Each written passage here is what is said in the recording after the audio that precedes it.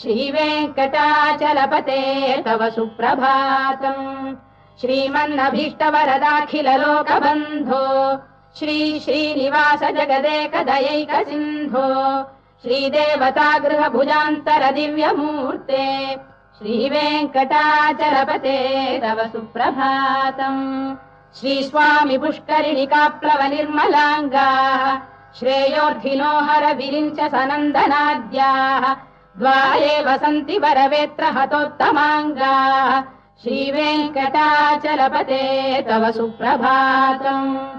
श्रीशेषशैलगरुडाचल वेङ्कटाद्रिनारायणाद्रिवृषभाद्रिविषाद्रिमुख्याम् आख्याम् त्वदीयवसतेरनिशम् वदन्ति श्रीवेङ्कटाचलपते तव सुप्रभातम्। सेवापराः शिव सुरेश कृशानुधर्म रक्षोऽम्बुनाथ पवमान